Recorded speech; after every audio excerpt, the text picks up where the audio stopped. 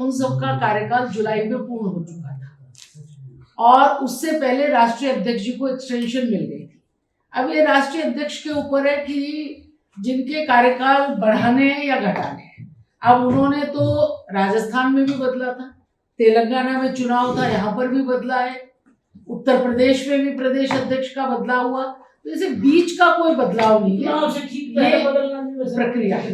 अभी हरियाणा में कोई चुनाव नहीं है ना, होने वाले नहीं है, कहाँ हो रहे लोकसभा से बड़ा कोई चुनाव है। लोकसभा हरियाणा में अप्रैल मई में आ रही है। तो उसकी मतलब शुरुआत हुई है ना, भूमिका बनी हुई है, ये एक सामान्य प्रक्रिया है, इस पे ज्यादा सोचना नहीं। सुधा जी ठीक है, प्रेस कॉन्फ्रेंस साथ जो हुआ अभी तक मांगे पूरी नहीं हुई, बातें पूरी नहीं हुई, किसानों की बात करें या आरक्षण की बात करें तो उसमें कहीं ना कहीं 9 सालों में सरकार का विफल दिखाई दी।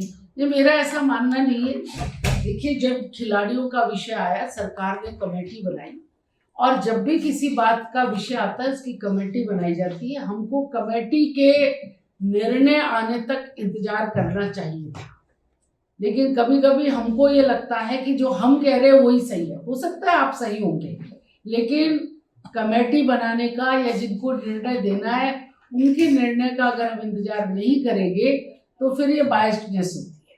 सरकार के मंत्री ने उनके साथ में कई घंटों तक इनकी बातों को सुना, जिस तरीके की बात उन्होंने कही उनकी इच्छा के अनुरूप कमेटी बनाई, कमेटी के मेंबर्स में उनकी सहमति ली गई, तो मुझे लगता है कि फिर उसको राजनीतिक रूप नहीं देना चाहिए। मैं उपलब्धियां तो आपने गिनवाई है जी, चुनौतियां क्या क्या रही आपकी इन सालों के साथ? चुनौतियां क्या क्या रही कि विपक्ष का असहयोगात्मक रुख जो है, एक तो वो ठीक नहीं है। अच्छे कामों में सबका सहयोग मिलना चाहिए, एक तो ये है। एक तो कोरोना ही हमारे कार्यकाल के अंदर चुनौती आई थी जिसको हमने विजय पाई है, और जब भी हम किसी भी फील्ड में काम करते हैं तो निश्चित रूप से चुनौतियां आती हैं, लेकिन हम अपने डिटर्मिनेशन के साथ में, कार्यक्षमता के साथ में उस चुनौती को खत्म करते हैं। मोदी जी ने देश में 100 स्मार्ट सिटी बनाने की घोषणा करी थी जी, 9 साल में कोई कहीं बनी? चले दिखाने आपको। नहीं बता दीजिए ना, यहीं से बता दीजिए। गुड़गांव में मध्याह्न कूड़ा बहुत बड़ा है। गुड़गांव में तो आप निकल करके नगर निगम चुनाव आप ऐसे सचमुच क्यों नहीं कराना चाहते? दिल से बताना जरा, 9 साल में एक दवाल दिल से भी हो जाएगा। नगर निगम चुनाव के ऊपर मैंने कभी सोचा ही नहीं है कि क्यों नहीं कराना चाहते, इसलिए दिल से कुछ बता नहीं सकती, लेकिन समय आएगा तो चुनाव आपके सामने होंगे और फिर आपकी कलम चलेगी। आज जो जिला प्रधान जी तो कुछ गुमसुम से हैं, बाकी पार्टी कार्यकर्ता खुश है, इसका क्या कारण है? मैं कहाँ बोलूं, जिला प्रधान जी तो आते ही हमें बुक्के से स्वागत कर रही थी, आप लोग कैसे कहते हैं? आपसे राम राम नहीं हुई शायद। कार्यकर्ता खुश हैं, बहुत प्रधान भारतीय जनता पार्टी का कार्यकर्ता सदैव खुश रहता है, और मनुष्य जीवन में कभी कभी निराशा भी आती है, लेकिन इसके बावजूद भी भारतीय जनता पार्टी का कार्यकर्ता पार्टी के कामों के लिए सदैव तत्पर रहता है। बीच में जो आपका दफ्तर ऊपर क्यों नहीं बनता जी? यहाँ पे आज आपने सलाह दी है, स्वीकार कर लेंगे। क्योंकि धनखड़ जी ने भी यही बनाना है, राष्ट्रीय सचिव बनने के बाद तो आप भी बनाओ अपने, तो बना लेंगे। आप ऐसा सुझाव पहले दे देते, मैं पहले आ जाती। सुधा जी 9 साल में मिले ही आज तो आज ही दे दिया। उन लोगों पे कार्रवाई सीएम साहब बनाते, सीएम हमने 2 बार इस टिप्पणी को खुद किया है, गुड़गांव में भी और फरीदाबाद में भी 2 जगह उन्होंने जिक्र किया कि भाई भ्रष्टाचार है नगर निगम में। तो अब ये नगर निगम में भ्रष्टाचार है तो उन अधिकारियों पे क्यों नहीं उनकी कमर कसी जाती है, उनको क्यों हटाया जाता है? आप देख रहे हैं हरियाणा के अंदर कितने अधिकारी ऐसे हैं जिनके ऊपर विजिलेंस की जांच भी चल रही है और अब उनके ऊपर केस भी दर्ज होने लगे हैं। तो कहीं ना कहीं इसकी शुरुआत की है, और निश्चित रूप से जो पकड़ में आएगा वो कोई बख्शा नहीं। और सफाई को लेकर जिस प्रकार सभी पार्टी जी हाँ, वो मैंने कहा है कि वो एक विषय हमारे लिए ईडी के छापे पड़ेंगे ना जब भ्रष्टाचार विपक्ष के लिए किया गया है गुरुग्राम में, और सिविल हॉस्पिटल जैसे कि अभी बना नहीं है, सिविल हॉस्पिटल 10 में है ना, वो भी सिविल हॉस्पिटल ही है जैसे सेक्टर 10 का। मैम पीजीआई और आईआईटी और इस लेवल की पढ़ाई के लिए यहाँ पर इंस्टीट्यूशंस नहीं है, उसको लेकर के कोई कदम उठाया गया? अभी जब गुरुग्राम विश्वविद्यालय पूरा बनेगा, जिसकी कक्षाएं चालू हो गई है, तब आप देखेंगे कि कदम उठाए गए कि नहीं उठाए गए। सर ये तो वादे होंगे, धनखड़ जी तो वादे करते रहेंगे, रैंक प्राप्त होंगे तो क्या होगा? धनखड़ जी पार्टी छोड़ करके थोड़ी गए हैं, है तो पार्टी में ही। तो मैडम दक्षिणी हरियाणा का क्या रुख रहने वाला है इस बार, क्योंकि राजेंद्र सिंह का एक बयान आया अभी कुछ समय पहले कि उन्होंने कहा है कि 2014 में हमारी मुख्य भूमिका रही सरकार बनाने में, तो इस बार क्या लग रहा है कि उनकी इस बार भी मुख्य भूमिका नहीं, रहेगी? बिल्कुल मुख्य भूमिका रहेगी, 2024 में भी मुख्य भूमिका में रहेगा। दक्षिणी हरियाणा भारतीय जनता पार्टी के साथ में खड़ा है। गुड़गांव लोकसभा की 2 सीटें आपको, अहिरवाल के कद्दावर नेता वो माने जाते हैं, अहिरवाल की 2 ही सीट रेवाड़ी कहें या बादशाहपुर कहें, दोनों ही सीट आप हार तो गए। ये प्रश्न उन्हीं से पूछ लेते उनकी लोकसभा में। ऐसा नहीं है कि वो अहिरवाल की 2 सीटें कोई प्रेस कॉन्फ्रेंस नहीं करी, ऐसा नहीं है। ठीक है, समीकरणों में कभी कभी चुनाव हार जाते हैं, लेकिन 24 में ऐसा नहीं। आज बड़ी लीडर बैठी है तो बहुत सारे प्रश्न कर लिए गए ना। अरे हो गया ना, तुमने समझा। ये भी काम करने की बहुत क्षमता है। गुड़गांव को और अच्छा करने के लिए अभी हमारे पास में मतलब उसको एक्सप्लोर करने की भी जरूरत है, और निश्चित उसे करेंगे। चाइना को क्लीन चिट दी गई। चाइना अपने हाथ से अभी भी बाहर है, वो हमारे देश की सीमाओं के अंदर घुस चुका है, अपने गांव बना चुका है, उस पर आपका क्या कहना है? इसके ऊपर सबके अलग अलग विचार है, सब लोग अपने अलग अलग विचार देते हैं। जो ऑथेंटिक खबर होती है या जो विदेश मंत्रालय के पास खबर होती है, मुझे लगता है हमको सिर्फ उसके साथ खड़ा होना चाहिए। कौन हमको क्या खबर देता है, कहाँ से खबर देता है, क्यों खबर देता है, ये देश को कमजोर करने वाली बातें होती है। इसके ऊपर कभी भी हमको नहीं जाना चाहिए। और ये सब बातें कहते हुए हम अपनी सीमा को, हम अपनी सेना को कमजोर करते हैं। इन विषयों के ऊपर कभी भी सार्वजनिक चर्चाएं नहीं होनी चाहिए, मेरा ये। जो उन्होंने अपनी बाउंड्री लाइंस इस बार अपना चित्र दिखाया है, उन्होंने जारी किया है, तो उसको लेकर क्या कहते हैं आप? चित्र तो पाकिस्तान भी कश्मीर को लेकर के दिखाता रहा, लेकिन कभी वो चित्र में आया नहीं, बल्कि हमारे पास है, और हमारा चित्र बड़ा जिस दिन होगा उस दिन हम देखेंगे। जनसंख्या कानून नियंत्रण को लेकर सरकार केंद्र में आई थी, 2014 में वादा था, 2 सरकार निकल चुकी है, आपका 9 साल पूरा हो गया।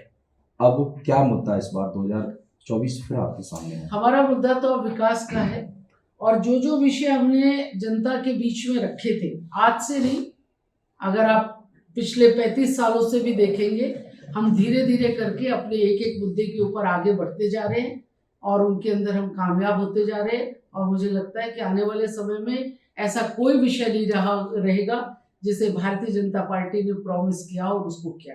हम जो कहते हैं उसको करते हैं, और हम उसको धीरे धीरे कर रहे हैं। आपने बेरोजगारी की बात की, आपने कहा कि हमने रोजगार दिया, परंतु बेरोजगारी में दर हरियाणा नंबर 1 पर बन गया है देश के अंदर। और दूसरी बात, साथ में महंगाई चरमसीमा पर है। आप 9 साल में महंगाई को क्यों नहीं रोक पाए? महंगाई एक ऐसा विषय है जो समय समय पर ग्राफ ऊपर नीचे होता रहता है। कभी भी आपको कांस्टेंट ग्राफ महंगाई का नहीं दिखाई दिया होगा कि आप ये कहें कि 9 साल में लगातार महंगाई बनी गई है। अनेक कारण महंगाई को, अनेक फैक्टर्स उसको देखते हैं, ये ग्राफ ऊपर नीचे होता रहता है। आज की डेट में थोड़ी महंगाई ज्यादा है, सरकार निश्चित उसका नियंत्रण। मैं सबसे पीछे हूँ, तो मेरा सवाल पूछ नहीं, आप पूछो। करंट सवाल है, मैं किसी भी पक्ष के नेता के कहे हुए सवाल नहीं पूछूंगा।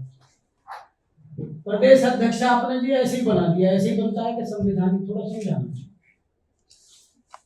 देखिए, ऐसा है कि अगर चुनाव होते हैं तो वो जिले से चुनाव शुरू होते हैं और राष्ट्रीय अध्यक्ष तक चुनाव जाते हैं। लेकिन जब पार्लियामेंट्री बोर्ड और राष्ट्रीय कार्य समिति किसी भी राष्ट्रीय अध्यक्ष के एक्सटेंशन के प्रस्ताव को पारित करती है, तो उसके बाद में नीचे के चुनाव बंद हो जाते हैं, और तब राष्ट्रीय अध्यक्ष का ये एकाधिकार होता है कि वो राज्यों के अंदर कहाँ कहाँ पर बदलाव करने हैं, उन बदलावों को करने का अधिकार उनके पास में चला जाता है। और ये अधिकार आज राष्ट्रीय अध्यक्ष नड्डा जी के पास है, उन्होंने 6-7 प्रांतों में धीरे धीरे करके बदलाव किया है और उसी के अंदर ये बदलाव यहाँ पर भी आया है कि हरियाणा के अंदर भारतीय जनता पार्टी सरकार के 9 वर्ष का कार्यकाल पूरा हो गया है। इन 9 वर्षों के अंदर सरकार की क्या उपलब्धियां हैं, इसकी चर्चा करने के लिए आज ये हमारे जिले की टीम आपके बीच में है। 2015 के अंदर जब सरकार हरियाणा के अंदर बनी थी, तब से लेकर के आज तक अनेक व्यवस्थाओं को परिवर्तन करने का काम हरियाणा की सरकार ने किया और उसकी शुरुआत करी नौकरियों के अंदर पारदर्शिता के साथ। कोई पर्ची खर्ची का काम नहीं, योग्यता के आधार पर युवाओं को नौकरी मिले, इसकी स्पष्टता करते हुए हमने पिछले 9 वर्षों के अंदर युवाओं को नौकरी देने का काम किया है। ट्रांसफर्स के अंदर ट्रांसपेरेंसी लाने के लिए ऑनलाइन ट्रांसफर पॉलिसी लेकर के आए, ताकि जो हम सिफारिशों का दौर देखते हैं या लंबे समय तक कुछ लोग शहर में और कुछ ग्रामीण अंचल में रह जाते हैं, उसके इस डिस्पैरिटी को खत्म किया जा सके और सबको अपनी नौकरी के अंदर कभी चॉइस पोस्टिंग भी मिले, इस बात को ध्यान में रखते हुए ऑनलाइन बदलियों का प्रावधान सरकार ने किया है। दक्षिणी हरियाणा के इस महत्वपूर्ण जिले में हम बैठे हैं, लेकिन दक्षिणी हरियाणा के अंदर खास तौर से महेंद्रगढ़ जिले के अंदर इस सरकार के आने के बाद नहरों में पानी आने का काम हुआ है। कहते सब लोग थे, लेकिन पानी पहुंचाने का काम टेल तक कभी भी किसी ने नहीं किया और उस काम को करने का काम भारतीय जनता पार्टी की सरकार ने, आदरणीय मनोहर जी की सरकार ने बहुत ही शिद्दत के साथ में किया। और अब जिस इलाके में 1200 फुट के ऊपर पानी चला गया था, गहरा हो गया था, वहां पर नहरों के पानी के माध्यम से लोगों को राहत मिली। हर घर जल एक बड़ा मिशन था। इस मिशन के अंदर सब जगह पर पानी कैसे पहुंचे, लोगों को घरों में पानी कैसे मिले, ये राष्ट्रीय स्तर पर भी पॉलिसी बनी और राष्ट्रीय स्तर के साथ साथ प्रांत के स्तर पर भी पॉलिसी बनी और उस काम को भारतीय जनता पार्टी की सरकार ने सुचारू रूप से किया है। अच्छे स्वास्थ्य की दृष्टि से केंद्र सरकार ने आयुष्मान भारत योजना लेकर के आई। 5 लाख तक की राशि जो है बीमारी के अंदर सरकार देती है। राज्य सरकार ने उस योजना का एक्सटेंशन किया और चिरायु योजना करी और उन्होंने तय करा कि हम अपने प्रांत के अंदर इस योजना को और अधिक लोगों तक पहुंचाने का काम करेंगे और इस चिरायु योजना का लाभ बहुत लोगों को हरियाणा के अंदर में मिलने लग रहा है। एक महत्वाकांक्षी योजना ये यहाँ पर है। इसी प्रांत के अंदर बेटी बचाओ बेटी पढ़ाओ का नारा लेकर के माननीय प्रधानमंत्री जी आए थे और हम सब ने देखा है कि उसके बाद में बेटियों के रेशो में बढ़ाव आया है और बेटा बेटी का रेशो जिसमें गैप बहुत बड़ा था वो गैप कम हुआ है और किसी किसी जिले में तो अधिकता की तरफ भी वो चला गया है। उसका प्रभाव सामाजिक दृष्टि से समाज के लोगों पर पड़ा और सरकार ने भी इस बात को लोगों तक पहुंचाने के लिए अपने सब कामों को किया है। महिलाओं के लिए अलग से महिला थाने बने, महिलाओं के लिए अलग से महिला कॉलेज बने। इस प्रावधान को सरकार ने करके उनको आगे बढ़ाने का काम किया है और हमने देखा है कि इन 9 वर्षों के कार्यकाल में और केंद्र सरकार के 9.5 वर्ष के कार्यकाल में महिलाओं को आगे बढ़ाने के लिए अनेक योजनाएं लाई गई हैं। और अगर हम महिलाओं की योजनाओं की चर्चा करें, एनडीए के अंदर बच्चियों का जाना, फाइटर प्लेन के अंदर महिलाओं को इजाज़त देना कि वो भी उड़ा सकती हैं, बीएसएफ के अंदर बॉर्डर की सुरक्षा के लिए महिलाओं को आगे लाना। हम सब वाघा बॉर्डर के ऊपर वो देखा करते हैं परेड। आज अगर हम शाम को टीवी में भी उसे देखेंगे तो आपको पता चलेगा कि वहाँ पर भी अब हमारी बच्चियाँ उस परेड के अंदर शामिल होकर के और देश के सम्मान को ऊंचा करने लगे। तो ऐसी ऐसी फील्ड के अंदर जहां पर पुरुषों का प्रभुत्व था और लगता था कि यहाँ पर तो लड़कियां कर ही नहीं सकती, उनको अवसर दे करके आगे बढ़ाने का काम नरेंद्र मोदी जी की सरकार ने किया है। और आपने और हमने सबने देखा है कि 26 जनवरी की परेड में जो आखिरी इवेंट होता है जिसमें मोटरसाइकिल के ऊपर करतब दिखाते हुए जवान निकलते हैं, इस बार वहां पर भी महिला कांस्टेबल्स ने वो काम किया है। तो जब हमने महिलाओं को अवसर देने का काम किया तो उनका कैलिबर भी बाहर आया है और वो फील्ड में निकल करके समानता की दृष्टि से वो समाज में काम करने लगी है। और सबसे बड़ा काम स्टार्टअप इंडिया के अंदर जिन कंपनियों में महिला डायरेक्टर्स हैं उनको स्टार्टअप की राशि अधिक देने का प्रावधान भी केंद्र सरकार ने किया है, ताकि अधिक से अधिक कंपनियों में महिलाओं की योग्यता का उपयोग हो सके और उन कंपनियों में महिलाओं को लेकर के काम किया जा सके। तो ऐसे अनेक विषयों को हम देखेंगे। हमने जिन विषयों के ऊपर काम, महिलाओं को आगे बढ़ाने के लिए अनेक योजनाएं लाई गई हैं। और अगर हम महिलाओं की योजनाओं की चर्चा करें, एनडीए के अंदर बच्चियों का जाना, फाइटर प्लेन के अंदर महिलाओं को इजाज़त देना कि वो भी उड़ा सकती हैं, बीएसएफ के अंदर बॉर्डर की सुरक्षा के लिए महिलाओं को आगे लाना। हम सब वाघा बॉर्डर के ऊपर वो देखा करते हैं परेड। आज अगर हम शाम को टीवी में भी उसे देखेंगे तो आपको पता चलेगा कि वहाँ पर भी अब हमारी बच्चियाँ उस परेड के अंदर शामिल होकर के और देश के सम्मान को ऊंचा करने लग रही है। तो ऐसी ऐसी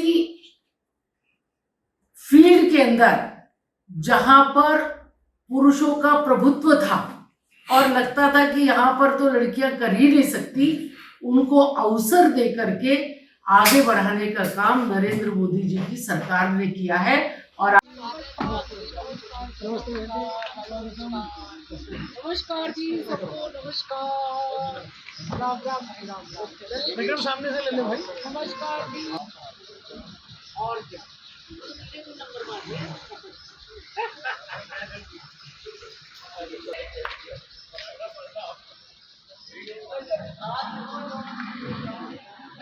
चमकने